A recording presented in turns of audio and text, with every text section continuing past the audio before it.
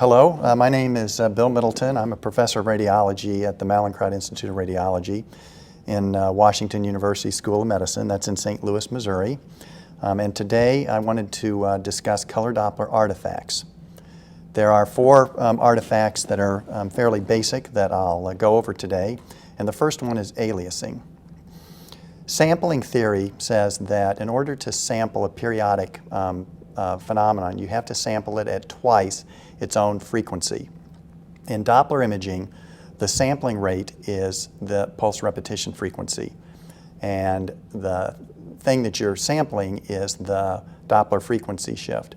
So in order to sample correctly, you have to have a sampling rate or a pulse repetition frequency that is twice the Doppler frequency shift. If you sample at less than twice the Doppler frequency shift, you're going to get components that are artifactually low. Now this diagram shows a sine wave that's being sampled quite frequently, and you can see each arrow indicates a sampling point in time. If you reproduce that sine wave below based on this type of sampling, frequent sampling, you see that it's a very good representation of what the true sine wave was.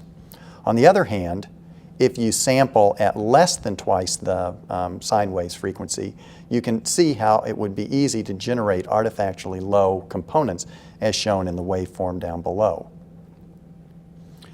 Now with pulse Doppler, what happens with aliasing is that as your pulse repetition frequency gets lower and lower, the arterial signal or any signal that you have will become difficult to display. This is an example of an arterial signal that's sampled at a pulse repetition frequency that produced a Doppler scale of plus or minus 80 centimeters per second, so a fairly high sampling rate. And even though the velocities are high, they're displayed correctly and there's no aliasing on this waveform. Now notice as we go to a lower sampling rate, lower pulse repetition frequency, and a lower Doppler scale of plus or minus 60, the scale no longer can accommodate the high frequency shifts, and peak systolic flow gets aliased into the negative part of the Doppler scale. This is the pulse Doppler equivalent of aliasing. Now if we continue to go lower and lower in the scale, here it's plus or minus 30, then that aliasing goes from the negative part of the Doppler scale back into the positive part of the Doppler scale. And if we continue to go even worse than that, then it gets multiple wraparounds so that you no longer even recognize that this is an arterial signal, and it just looks like Doppler noise. So that's what aliasing does with pulse Doppler. Now what about with color Doppler? We really want to focus on the color Doppler appearance today. With Doppler frequency shifts, as they get higher, originally the signal the color assignment gets lighter and lighter.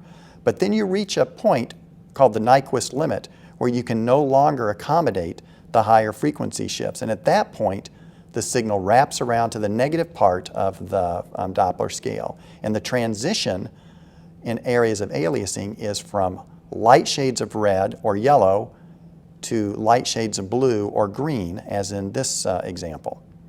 Now that is different from true flow reversal. With true flow reversal, what happens is the transition occurs from the dark shades of red to the dark shades of blue, and it passes through an area of filtering that is black. So this is the type of transition that you get with true flow reversal. Let's look at some examples. Here's a patient that's got a soft plaque at the origin of the internal carotid, producing a stenosis and producing a flow jet at the site of stenosis. Notice that in the jet, the transition is from yellow to light green because of aliasing. Now on the other hand, there is an area of flow reversal right here, indicated by the curved arrow, where the transition is from dark red to dark blue with a little black line in between the two. This is another example of a plaque producing stenosis in the common carotid artery, but you see the exact same phenomenon. Aliasing in the area of the flow jet and then true flow reversal just next to it. But see the difference in the transition between flow reversal and aliasing. This is a TIPS shunt, very magnified view of a proximal TIPS, and in the origin or the proximal portion of the TIPS you see aliasing. In the mid portion of the tips, you see flow reversal. Now, in this case, the aliasing is a very useful artifact because it tells you where the highest frequency shifts are, and many times that also corresponds to where the highest velocities are. That was the case in this patient who had a stenosis producing high velocities in that proximal stent. And this is, by seeing the aliasing, that allows you to concentrate your pulse Doppler analysis right in that area where you'll have your highest yield. Now this is another example of a TIPS shunt, a magnified view showing what looks like very disordered flow within that shunt. But notice the Doppler scale here. It's plus or minus 3 centimeters per second.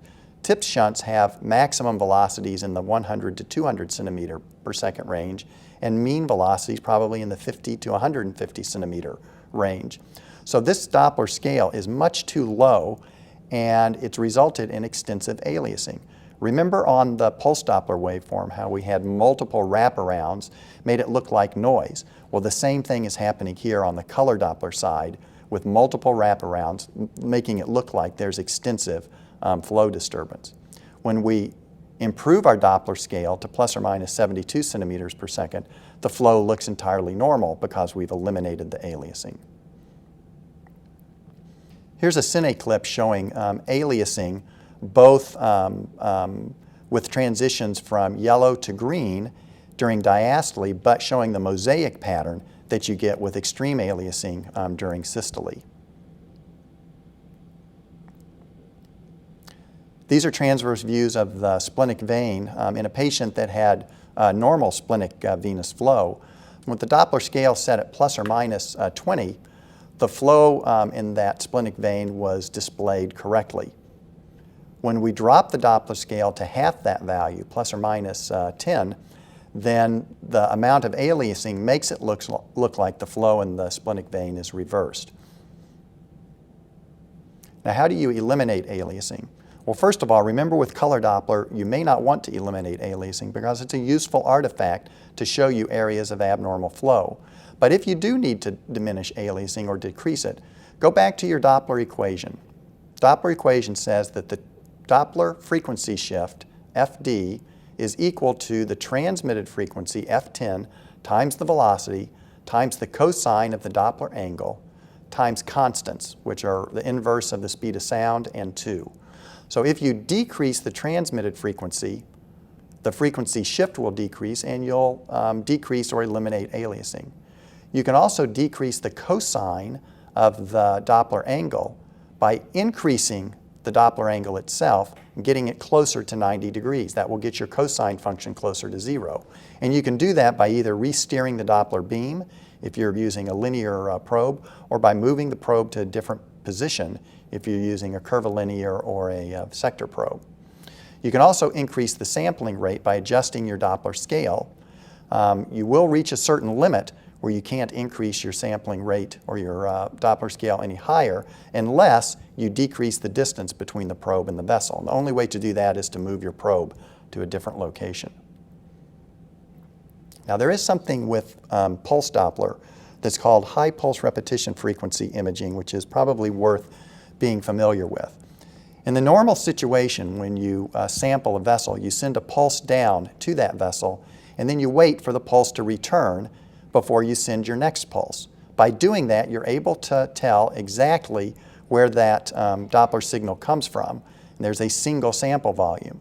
With high pulse repetition frequency imaging, the first pulse is sent down, but before it returns to the transducer, a second pulse is transmitted by the transducer. So at some point, those two pulses intersect, and the transducer sees two pulses returning to the transducer. This creates ambiguity in where the sample volume is, so that it may be where the vessel is originally, or there may be a second potential site of flow in the mid portion of the Doppler line of sight. And here's an example of that. This is a stenotic left renal artery. You can see with a pulse repetition frequency of about 6,250 pulses per second, there's a Doppler scale up to 200 centimeters per second and extensive aliasing of the peak systolic flow. So we can't accurately measure that flow velocity at this type of a scale or PRF setting. If we shift into high pulse repetition frequency imaging, indicated by the HPRF, then the pulse repetition frequency is more than 14,000 pulses per second. This has resulted in a Doppler scale of 500 centimeters per second, and now the aliasing's been eliminated and we can accurately measure the velocity. Notice, however, on the image that an additional sample volume has been created by going into this high pulse repetition frequency mode. Another common artifact are mirror artifacts. Acoustic mirrors occur at sites where there are highly reflective, smooth interfaces. Now, gas is the strongest reflector that occurs in the body, and when you have a gas interface that's very smooth, it acts as a wonderful mirror. And that tends to occur most often around the lung, since a lung is filled with air. This schematic shows how mirror images are created. This is a schematic showing the liver with a focal lesion in the liver up against the base of the lung. Now, if a sound pulse is transmitted to the base of the lung, it reflects back into the liver, interacts with that focal liver lesion, then is transmitted back to the base of the lung and back to the transducer. Well, the transducer doesn't know that it's taken that detour. It assumes that sound goes in a straight line, so it duplicates that lesion up above the diaphragm. We all have seen this with the grayscale imaging, but the same thing can happen with Doppler imaging. This is another schematic showing a vessel with blood flow indicated by the arrow. The sound pulse that goes into the vessel lumen reflects back to the transducer and localizes that flow correctly. But sound that goes to a mirror deep to that vessel will reflect back into the vessel from below, and then back to the mirror, and then back to the transducer. Well, the transducer, again, doesn't know that it's taken that detour. It assumes that the sound's gone in a straight line. So it duplicates that velocity deep to the mirror and recreates another vessel. And this is an example of this in real life, where we're looking at the internal mammary artery, which is located immediately adjacent to the pleural surface of the lung. This is the pleural interface right here. Everything deep to this is gas, and that gas is acting as a mirror to completely duplicate the true vessel into a mirror image artifact deep to the gas interface. Now, when you're dealing with Doppler mirror images, the waveform that you get from the original vessel should be identical to the waveform from the mirror. The shape and the size should be identical, as in this example. Another area where you've got large gas interface is in the air column of the trachea. And this is an example of a thyroid nodule where we see the nodule on grayscale. Here is the air interface, this bright line. These little dark areas are the tracheal cartilaginous rings. And this is the thyroid nodule duplicated deep to the trachea.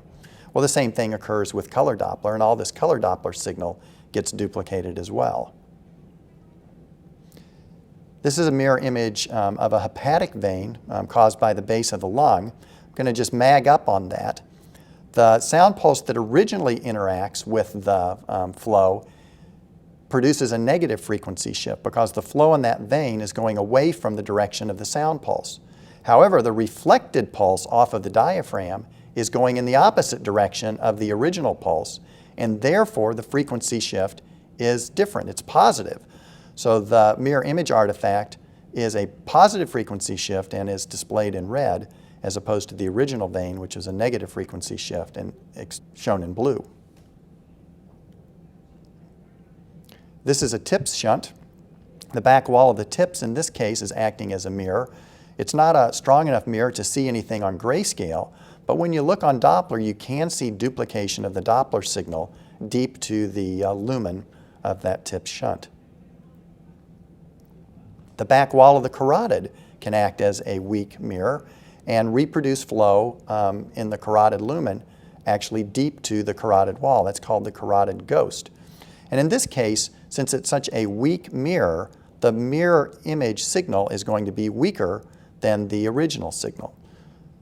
So that's the mirror. This is the waveform from the true vessel, and here's the waveform from the mirror. Now notice that the mirror waveform is similar in size and shape, but because it's a weak mirror, it's much weaker in its signal strength.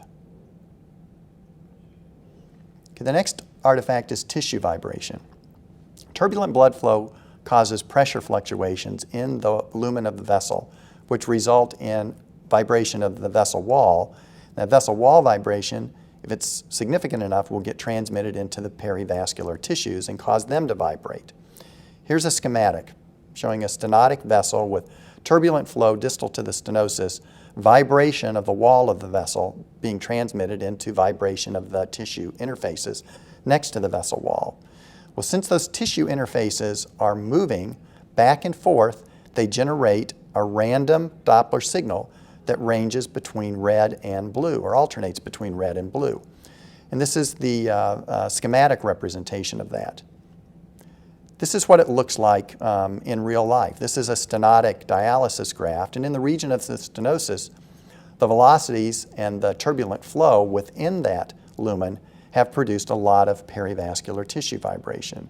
And you see that as random flashes of red and blue in the tissues immediately surrounding the vessel. This is a pseudoaneurysm, and you see tissue vibration near the neck. Here's the artery supplying the pseudoaneurysm. This is the neck of the pseudoaneurysm, and here's the lumen of the pseudoaneurysm. But near the origin of the neck, the flow is very fast and turbulent and is producing this tissue vibration.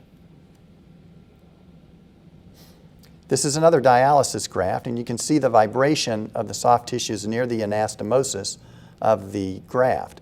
Now, if you do a sample volume of the tissues themselves, they're very strong reflectors, so they give a strong Doppler signal. But they're not moving very fast, so it's not a very tall Doppler signal. And because you have reflectors that are moving both towards the transducer and away from the transducer simultaneously, you get symmetric flow above and below the baseline. This is a renal transplant with stenosis near the hilum, and you can see the tissue vibration in the hilum of the transplant and the vibrational signal on the pulse Doppler waveform. Similar example in a stenotic carotid. The upper left-hand image shows the carotid during end diastole, when flow is slow and there's really not much turbulence. But in systole, the flow accelerates, you get turbulence and perivascular tissue vibration. And then again, you see the vibrational signal in the soft tissues on the Doppler waveform shown below. Now, sometimes you'll see the vibrational signal embedded within the arterial envelope. This is an example where we've got a stenotic left renal artery. Notice that the arterial velocities are very high, close to 500 centimeters per second. And that's fine, but look at this signal deep to the arterial signal. This is the vibrational component coming from the vessel wall and from the tissues around the vessel. It's not nearly as high as the arterial signal itself, but it's a stronger signal. And as we've shown in the earlier examples, it's symmetric above and below the baseline. So when you see this type of an embedded vibrational component in your arterial signal, realize that you're dealing with turbulent flow and some sort of a vascular lesion. Now, every now and then, this vibrational flow will produce a musical quality on the audio output, and it's called a musical bruit. When that happens, you'll see little harmonic lines embedded in the arterial signal, and that's what these are shown here. This is a arteriovenous fistula in a renal transplant. Okay, the last example of artifact in color Doppler is the twinkle artifact. This occurs secondary to ring down. When a sound pulse enters the body, it can interact with certain structures and cause them to resonate or ring. The ringing structure then transmits a continuous stream of sound at a different frequency back to the transducer. Now that returning sound is interpreted by the transducer as a Doppler shift, since it's a different frequency from the original sound pulse. And it also interprets it as arising from interfaces deep to the structure that's resonating. Now this phenomenon tends to occur with crystalline material, calcification, gas, and metallic structures. This is a schematic trying to illustrate why this happens. So the white object in the middle of the screen is a tuning fork. So that represents the resonating structure in the body. When sound hits that, the sound reflects off of it, but it also causes it to ring.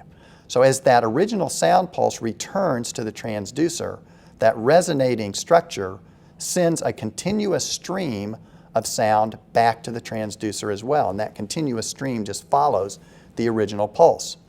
Well, when the original pulse gets back, it is timed, and the transducer recognizes that this resonating structure is at a certain depth, and it writes an echo there. But as the other pulses from the resonating structure themselves return, the machine recognizes a sound delay, and it assumes that the signal is coming from a structure deep to the actual resonating structure. So as those pulses go back, the machine writes additional echoes deep to the resonating structure. Here's a classic example in the right upper quadrant showing the ring down artifact from gas within a loop of bow. Well, you can get the same sort of thing with color Doppler. This is a patient that has some crystalline material in a tiny cyst in a kidney. And you can see as we magnify up on that this material produces a short ring down or comet tail artifact. Now when you turn the Doppler on, you see the twinkle artifact. Now notice that the color shades are very bright shades of red and very bright shades of blue, shifting towards yellow and towards green. That's because the magnitude of the frequency shift is very high, because the resonant frequency of the crystals is very different from the transmitted frequency of the transducer.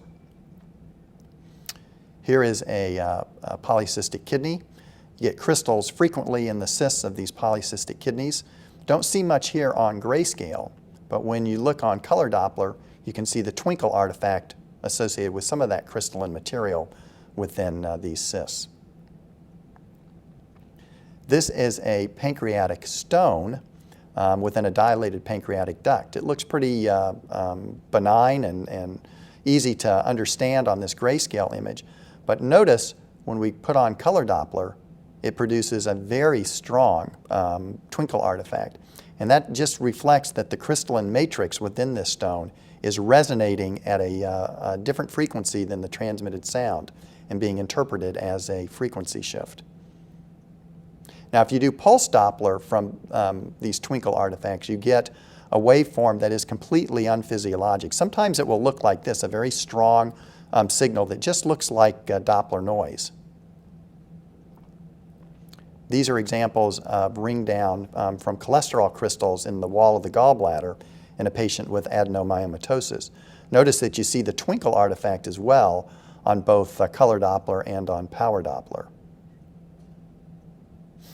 Now, most of the time the twinkle artifact is not a problem, and in fact in identifying kidney stones it can be a useful artifact. But if you don't interpret it correctly, you can mistake twinkle artifacts for true flow. This is a patient with an endoluminal stent graft and a large aortic aneurysm. And you can see the flow within the two limbs of the stent here, but you also see signal within the aneurysm that could potentially be mistaken as an endo leak. However, this isn't real flow. This is a twinkle artifact, likely arising from a little bit of calcification in that anterior aneurysm wall. Now, as before, when you do pulse Doppler on something like this, you get a signal that is non-physiologic. This is just kind of a real scattered, high amplitude signal, but it doesn't look like any true flow that you would see in a endo leak. This is an example of a patient that had a calcified complex renal cyst. You can see it on grayscale here. Now anytime you have a renal mass, you want to know if there's internal vascularity. If there is, then you can be fairly certain that you're dealing with a neoplasm. So when we did Doppler analysis on this lesion, you can see that there is a little bit of flow or apparent flow within the anterior aspect of that mass. Well, actually that isn't flow. That's a twinkle artifact coming from some of the calcium within the wall of this cyst. When we did CT scan on this patient, you see that the non-contrast scan and the contrast-enhanced scan are identical, and there was no contrast enhancement within this lesion. So we feel comfortable that this is a benign, although complex, renal cyst, and that this is artifactual signal arising from twinkle rather than true signal arising from internal tumor vascularity. So in conclusion, it's important to understand Doppler principles in order to recognize these different Doppler artifacts. And by recognizing Doppler artifacts, you will avoid making mistakes, and for some Doppler artifacts, you'll be able to improve your interpretation by properly interpreting the artifact itself. Thank you.